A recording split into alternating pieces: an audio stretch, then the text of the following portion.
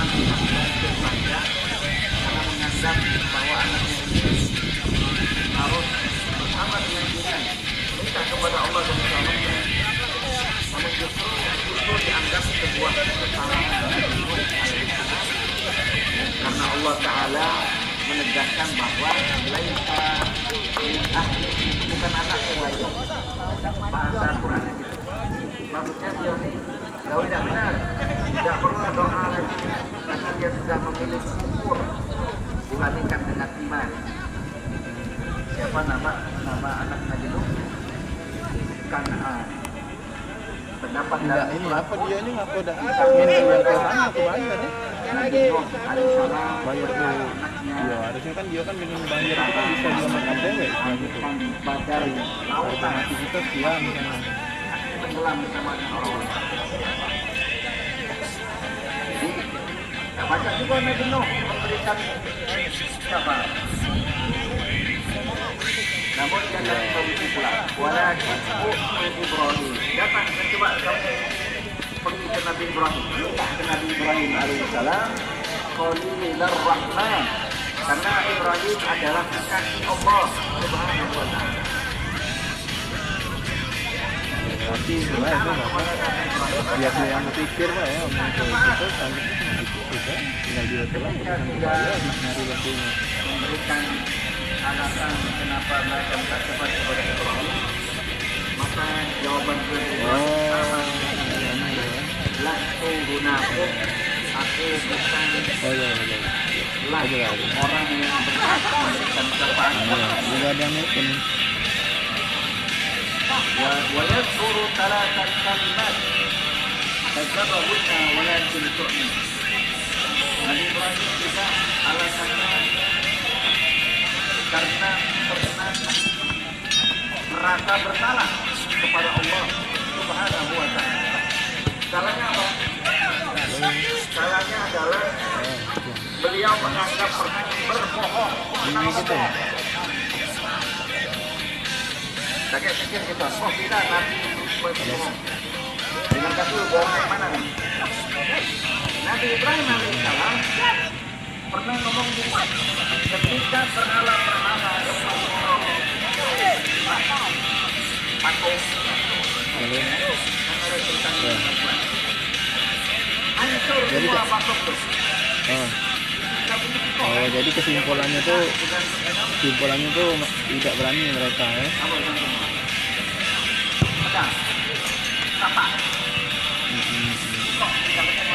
Sudah belum kebaik aja. Iya, tapi ini deh. Kalau kita kan barang kan ada mau ngomong kan. Barang kan ada. Tinggal dia yang berpikir kalau ini jalannya misalnya. Tidak biar dia keliling dulu. Radio. Maka tersangka utamanya adalah Ibrahim. Dipanggillah Ibrahim oleh keluarga. Iya. Dia masalah itu.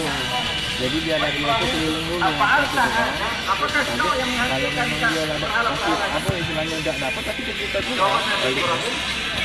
Yakin lah istilahnya. Disabar juga ya istilahnya.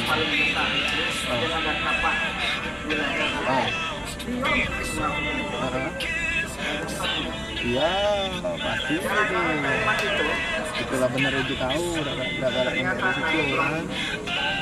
Ali di sana merasa melakukan sebuah baik saja agar orang berpikir ya dan mungkinlah dia patung besar menghancurkan Ka'bah dan itu orang-orang sudah bisa membantah bahwa ketika mereka ngomong ya mungkin patung ini bisa menghancurkan Ibrahim karena dia kalau bisa ngapung-ngapung kata Nabi Ibrahim kalau dia dapat yang ngapung-ngapung ngapung sembah kata Nabi Ibrahim. Saat itu yang Nabi Ibrahim membuat yang mengalihkan sebuah percakapan itu dianggap sebagai sebuah kebohongan ya, walaupun ya bagi kita itu bukan bohong. Akhirnya Nabi Ibrahim alaihissalam mengatakan aku tidak berhak untuk memberikan syafaat karena pernah melakukan bukan, iya dikasih kawan aku. Kemudian Nabi Ibrahim alaihi salam memberikan solusi kepada manusia hari itu. Musa, datang Nabi Musa. Kenapa harus Nabi Musa? Ya, intinya kan ini. Iya, itu urusan dia, maksud aku tuh memang benar. Itu urusannya dengan Bayo. Ya dia nak apa itu urusan dia. Wa kallamahu wa qarrabahu nabiyya. Hai. Nabi Musa ini termasuk Nabi. Iya. Diajak langsung ngobrol dengan Allah Subhanahu wa taala. Bersifat kawan. Jadi istimewa Nabi Musa dapat kita kemudian punya kesempatan berbicara langsung kepada Allah Subhanahu wa taala. Qala fayaqulu Musa fayaqulu lakum datang ke Musa, ternyata jawaban Musa sama, aku tidak berhak memberikan syafaat buat kalian. Dan beliau pun memberikan alasan karena pernah salah dalam hidupnya. Salah itu adalah qatlahun nafs. Pernah ada sengaja bunuh wong. Musa itu pernah melerai orang bebala. Dilerai, kena kepala dilerai. Mati orang itu. Dalam Quran akan membaca. Nah itu yang menjadikan Nabi Musa mengatakan saya tidak berhak. Tapi belum tahu sih boy. Aku tanya dengan kawan aku dulu. Apa dia itu cuma ibarat ini baik, ibarat alasan baik. Kenapa? Allah. Apa dia tetangan? Iya, apa dia tetangan kan? Waruhullahi wa kalimatuh. Dia adalah berarti yang lama pula itu kemarin. Dia punya keistimewaan yang disebut dalam Islam sebagai Al-Masih. Ya, punya mukjizat yang luar biasa. Maka singkat cerita datanglah mereka kepada Nabi Isa alaihissalam dan ternyata tebak apa yang dijawab oleh Nabi Isa, saya pun tidak berhak memberi syafaat buat kalian. Nabi Isa pun tidak. Namun dalam riwayat ini tidak disebut alasan Nabi Isa ngapun dan ngasih syafaat. Kalau yang tadi karena ada alasan, kalau Nabi Isa tidak ada dalam riwayat ini. Itu kan. Walaupun terakhir Nabi Isa Kita tunggu ke lain. untuk datang Ya, dia tuh pasti keliling nyari harga yang termurah dan juga yang bisa sistem tumpah bayar istilahnya ngomong.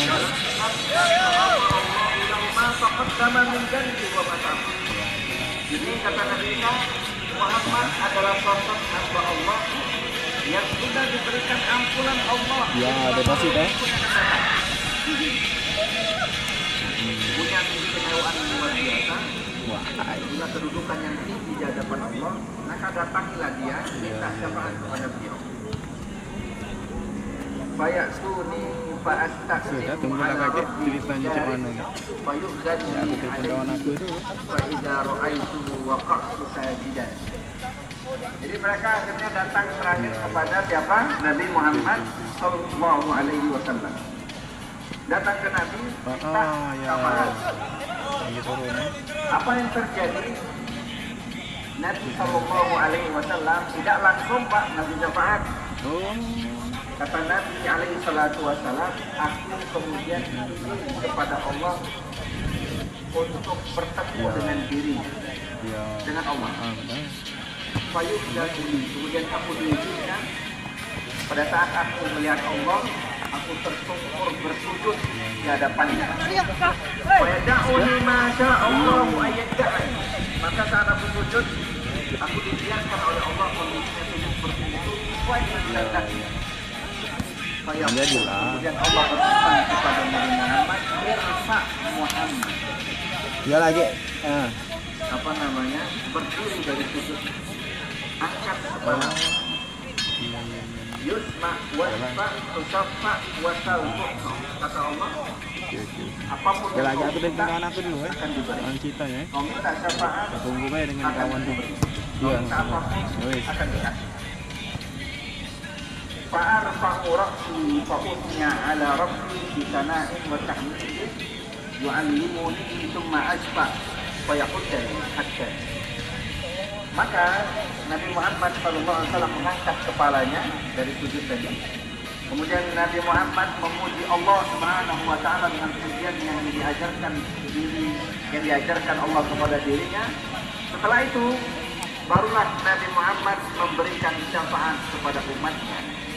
Namun masalahnya fayuhaddu li haddan. Itu ada batasan syafaatnya. Tidak kalau minta dan langsung dapat. Hanya sebagian dulu. Ada batasannya. Fa'akhruju fa'udkhiluhumul jannah.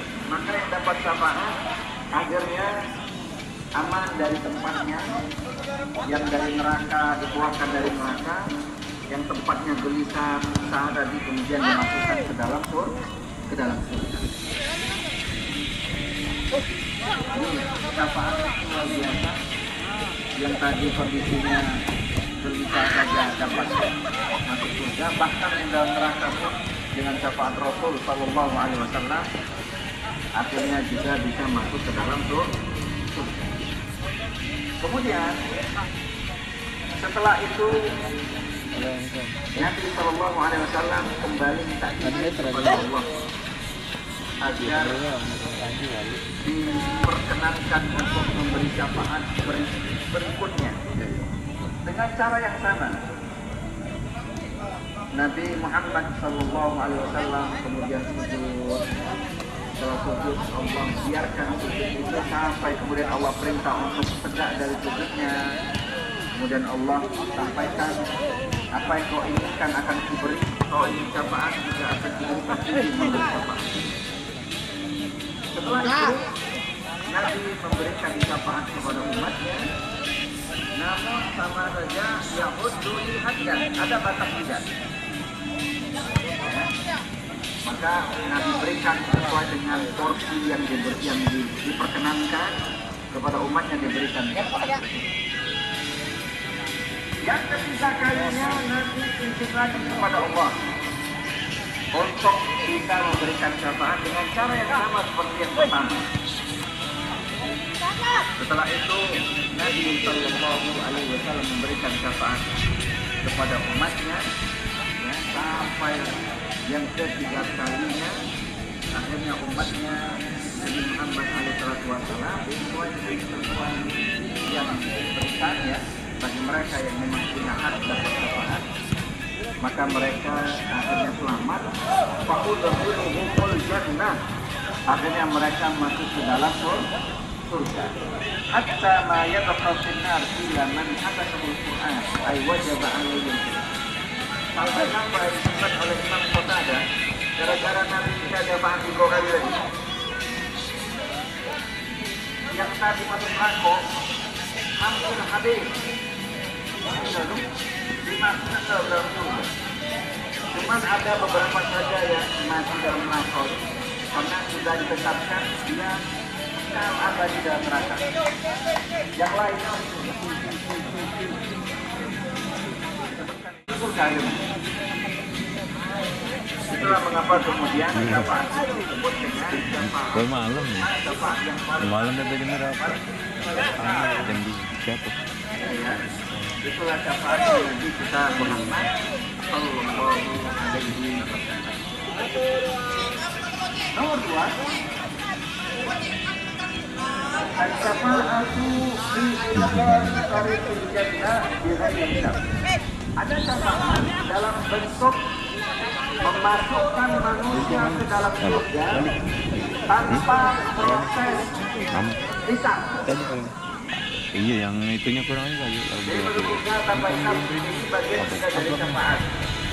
Di tas ikan kurang. Bersabda, Oh, kira langsung BI Pak. ternyata kata Nabi umat pun Kira langsung BI kalau betasnya.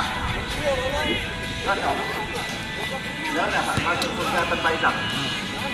Salah apa sih kan? Jangan ngasih aku Aman. Oh, santai.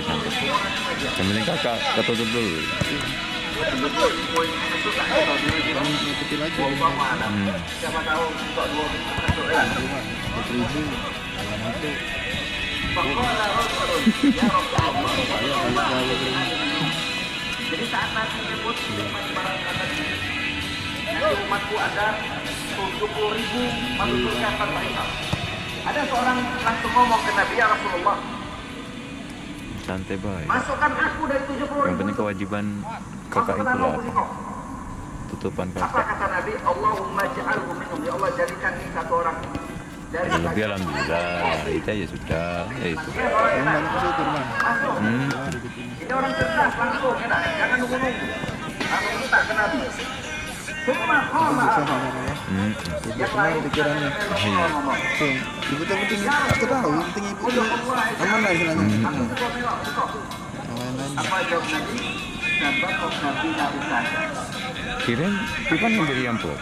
Yang tadi Nabi. Kirim Ipan ngambil amplop ini mau tak. Bukan, asnya. Aku yang ngomong. Kan pas pusba bang. Bukan kita kenal. Ini jalan Ipan lebih biasa. Karena biasa.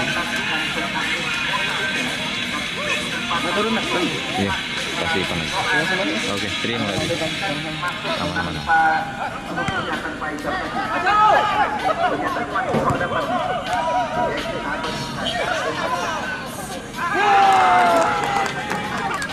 Nah, 70.000 ini, wallahu a'lam apakah kekuatannya nggak full atau belum.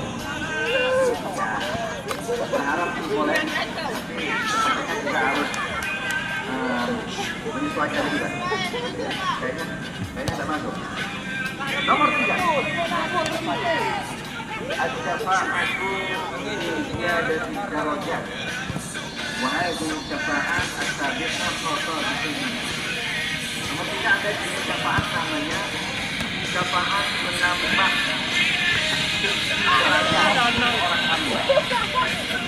Namun syafaat ini disebutkan dalam kitab Aqidatul Awam khusus untuk Nabi kita Muhammad sallallahu alaihi wasallam. Syafaat itu tinggi derajat. Yang keempat, asy-syafa'atu fi usratil kabirah al-mustahaqqu dukhulun nar qabla an yudkhulha. Nah, yang keempat ini bang, syafaat buat mereka yang melakukan dosa besar, yang secara hitung-hitungan masih kagak. Tapi sebelum dia masuk neraka, dia diberikan syafaat oleh Nabi Sallallahu Alaihi Wasallam. Akhirnya masuk surga. Sesuai dengan sabda Rasul Sallallahu Alaihi Wasallam, riwayat Imam Ahmad bin Hanbal dan juga dari Musnad Anas bin Malik radhiyallahu anhu. Apa kata Nabi?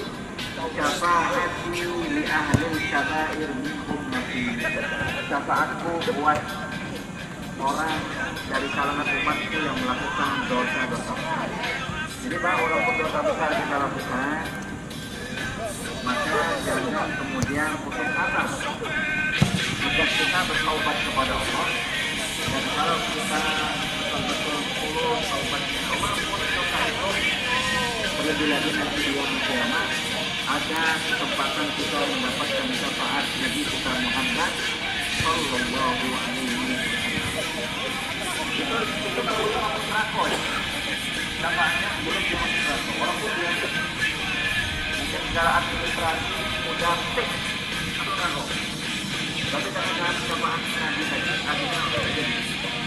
Nah, nomor 5 ada juga ada juga orang pelaku dosa besar masuk neraka, betul-betul masuk neraka. Lah ada di dalam. Masuk dong.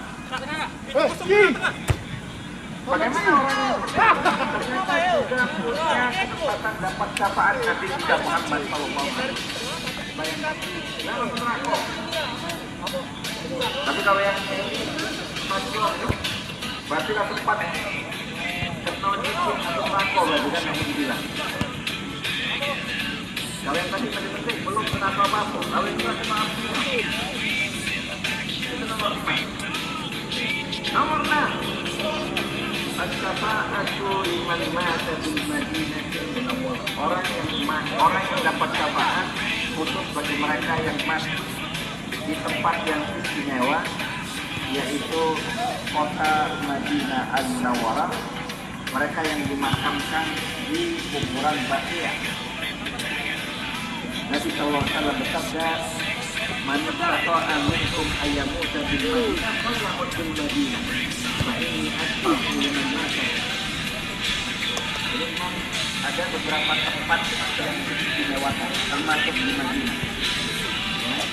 Yang mati di Madinah itu dapat keistimewaan berupa syafaat dari Nabi Muhammad Sallallahu Alaihi Wasallam. Ya, yang mati di Madinah. Makanya banyak umroh berkali-kali ke pulang, bahkan harapannya mati di Madinah, mati di Mekah. Tapi ini kan nggak bisa diperkuat, Mas.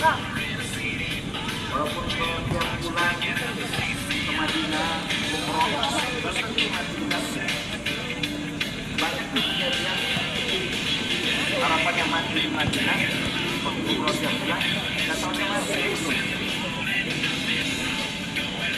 Karena rahasia Allah, ya kita maksudnya pahalanya dapat, ya umroh kan pahalanya dapat banyak. Ya takdir Allah mati di dunia, kita mati di dunia saja. Ya kan?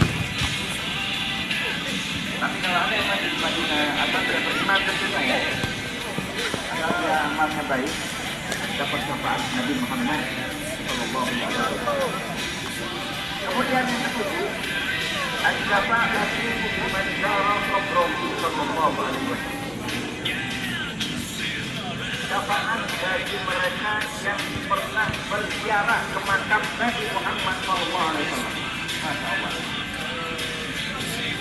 Siapa yang sudah berziarah ke makam Nabi, berbahagialah karena ada kesempatan dapat syafaat bagi Rasulullah Sallallahu Alaihi Wasallam. Hal itu sesuai dengan sabda Rasul, "Man zara qabri aw qala man zarani lau sami'ani." Siapa yang berkunjung ke kuburan, atau dalam riwayat saya disebut siapa yang mengunjungi aku, maksudnya kuburan beliau, kuntu lahu syafi'an, aku nanti akan menjadikan orang buat diri, au syaitan bintang bagi dirinya.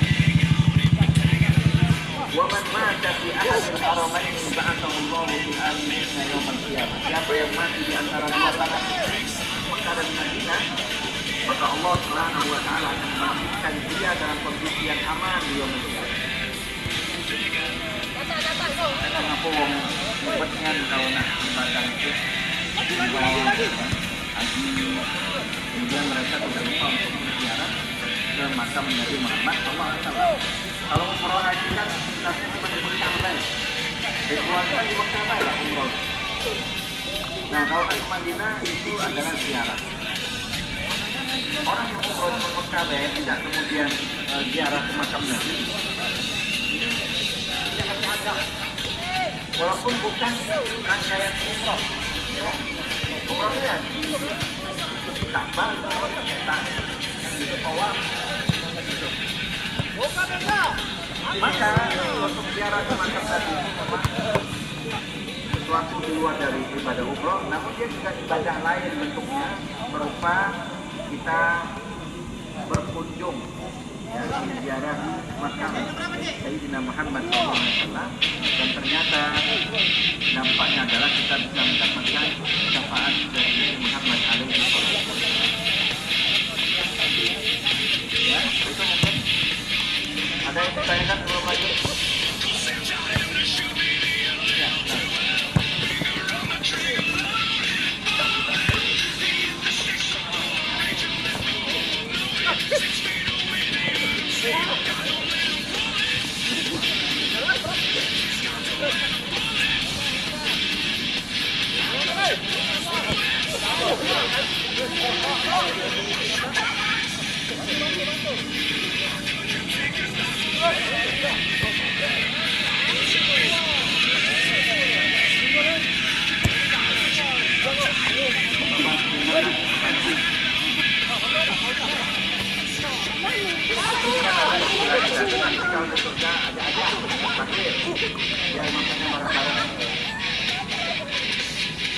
bahasa